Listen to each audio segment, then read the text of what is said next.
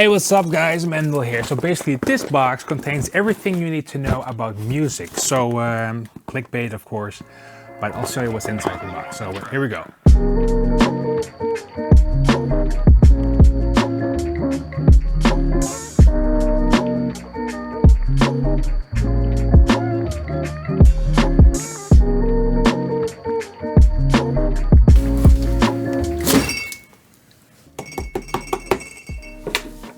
Alright, so if it's your first time here, I would really appreciate if you click the subscribe button. It really helps me out and give me a thumbs up. And if you have a comment, want to ask me anything or about the content of the box, just drop a comment and I'll answer.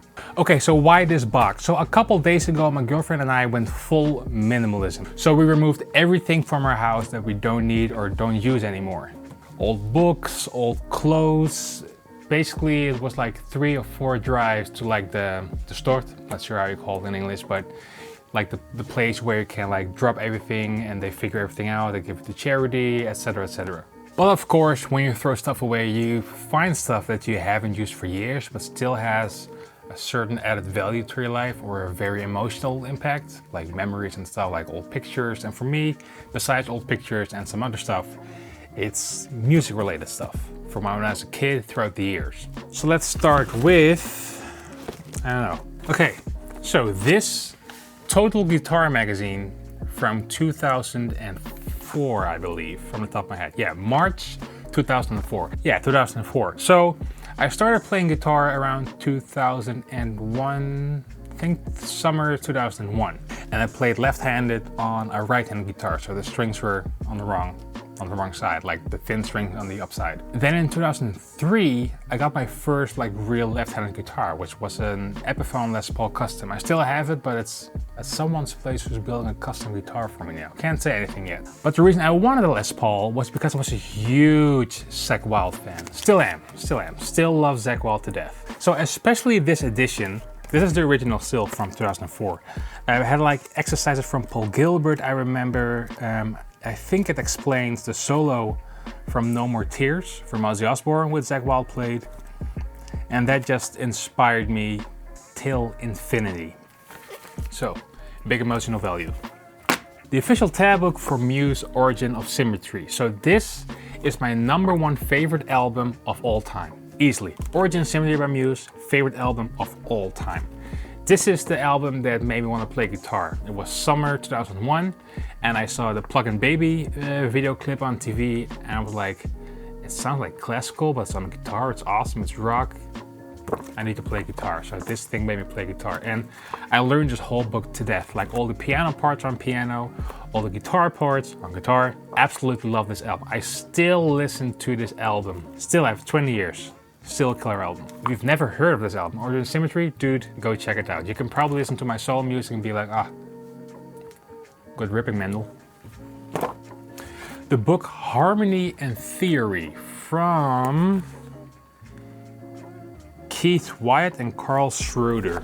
So around 2008, I believe, I went to the Conservatory of Groningen, the Prins Claus Conservatorium, for a 7-lesson of theory, because I wanted to up my theory knowledge. And this book was like how you call it, like you have to buy this book to attend for those 7 classes.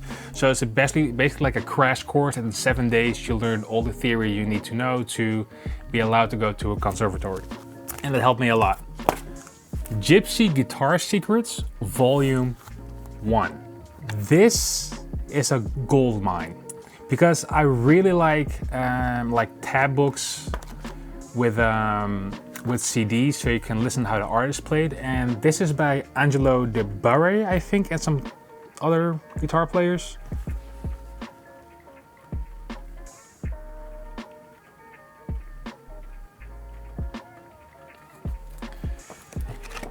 And this blew my mind because you should know, when you learn like metal songs and stuff like that, a lot of it is similar. Not all of it, like Meshuggah is like on a different planet, but a lot of it's like typical natural or harmonic minor scales. And though Gypsy jazz also has a lot of harmonic minor scales, which is my favorite scale of all time, there is so much chromatic, and I don't even know where to start to explain it. Like how they hold chords, a lot of chords with thumbs, and a lot of like abstract jazzy chords and stuff.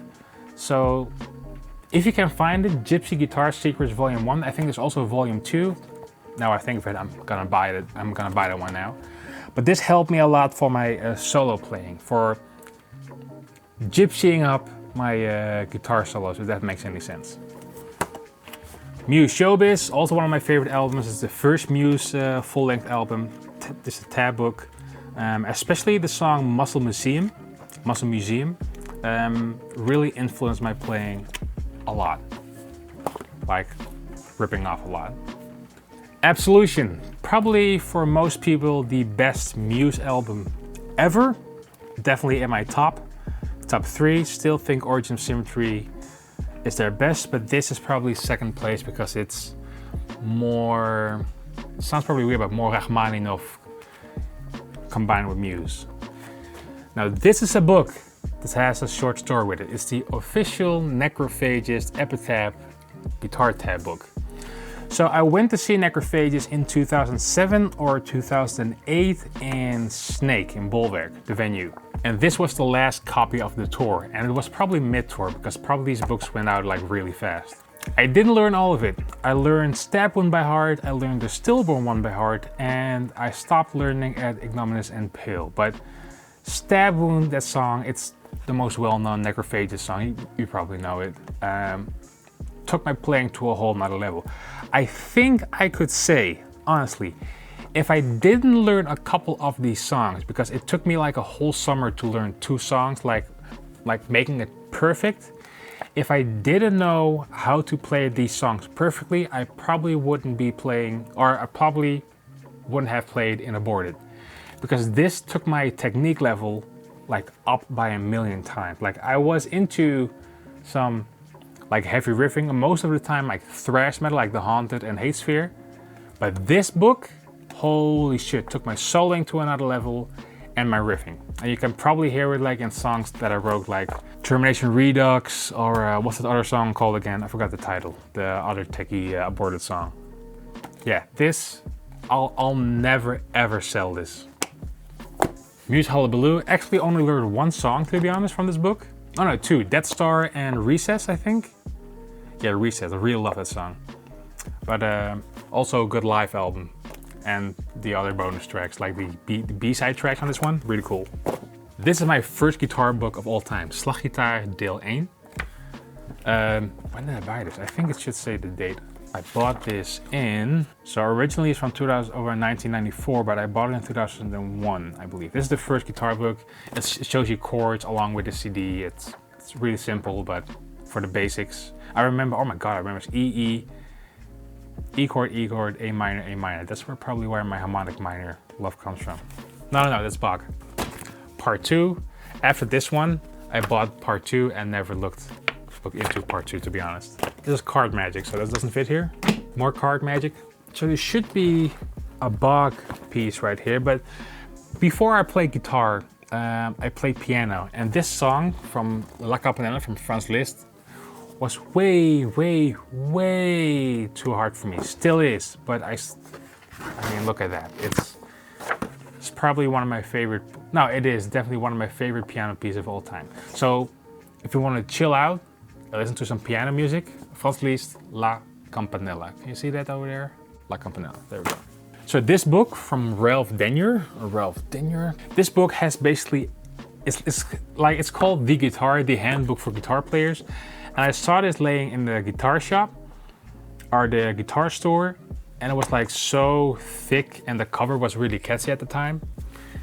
But basically it has all the basic information going from how guitars are built, famous guitar players, to guitar techniques, to how to set up electric guitars or acoustic guitars. What's still else, like the whole diagrams for chords. Yeah, it has the perfect title, The Handbook for Guitar Players. So this piece from Chopin, Nocturne in E flat minor, I believe, or no, E flat major, Opus 9 number 2.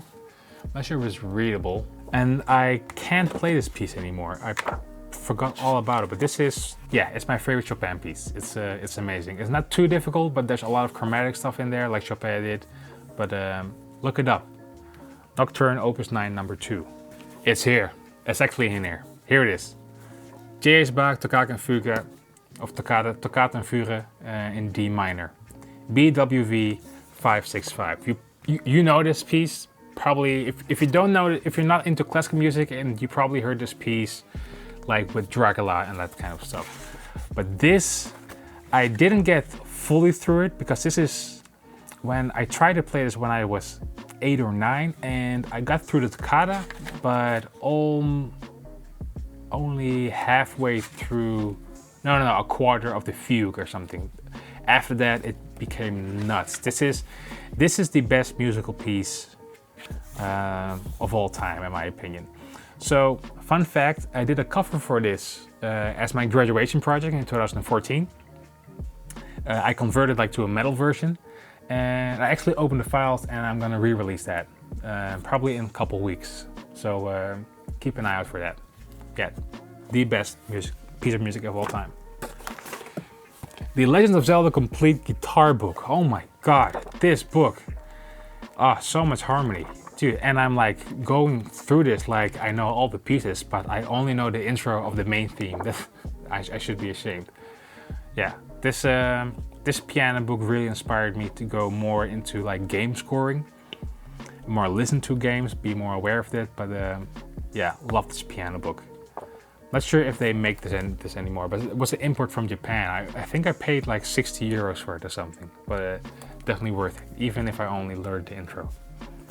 Signed Steve Vai pamphlet. I remember there was a masterclass, Alien Guitar Secrets, Steve Vai masterclass in 2009, I think, or 2008. And he gave a lot of tips. I remember saying how to release music and release it through TuneCore back then. Back then we didn't have DistroKid. I still use TuneCore for most of my releases. But a lot of tips throughout the music industry. And a fun fact was, at the point he said, okay, so who wants to jam? And I raised my hand, and before I knew my hand was up, I was like, fuck, I'm gonna die. Yeah, great memories, jam with Steve Vai. I think there's a picture still somewhere. Pop it up right now. That's it, cool. Good memories. Probably the most perfect album besides the Muse albums. Queens of the Stone Age Songs for the Deaf. This is the official tab book, like all the books here. My god.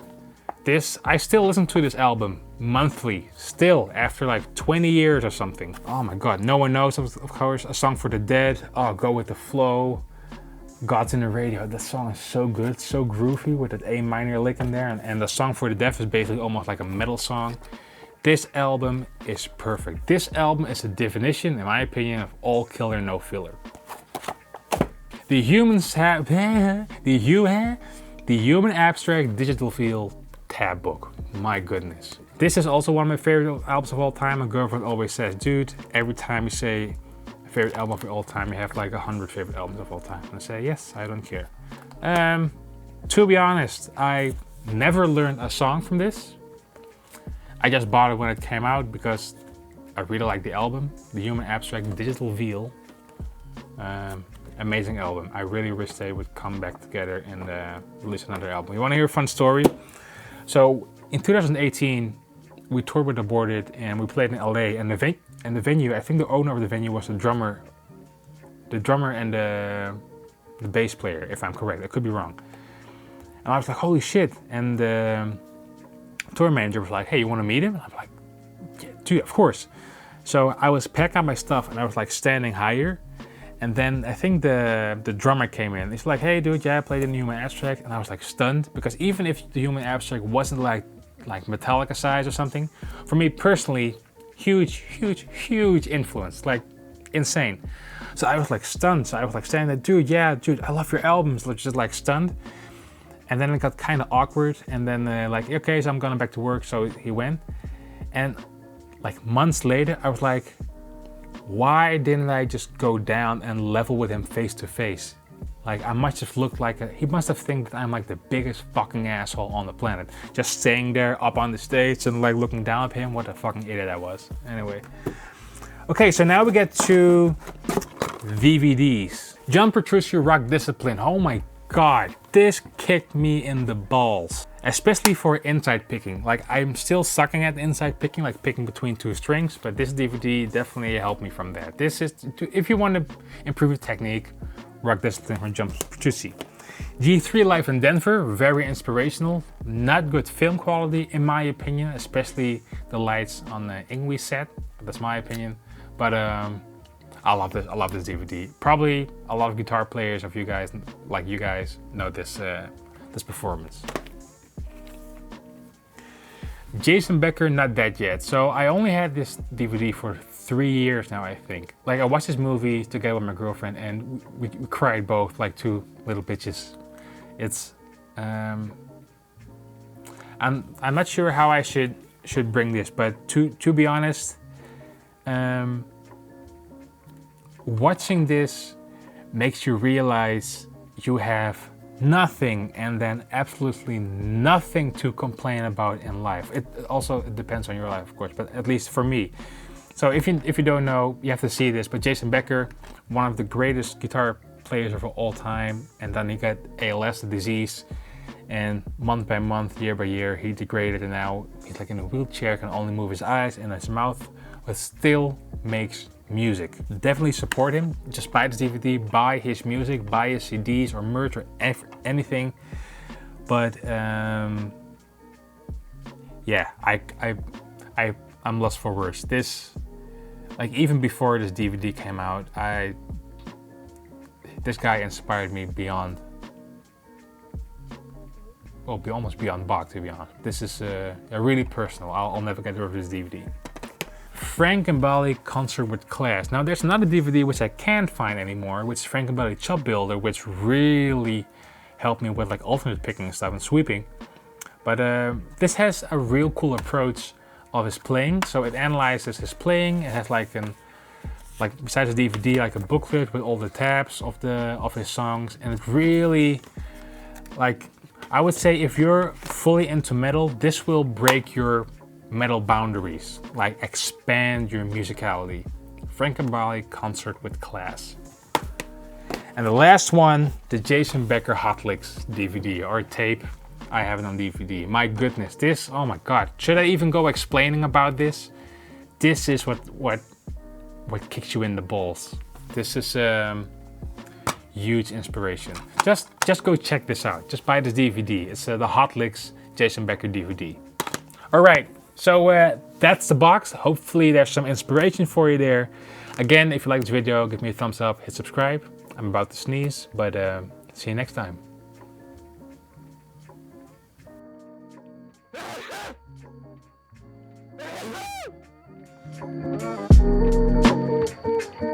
Thank you.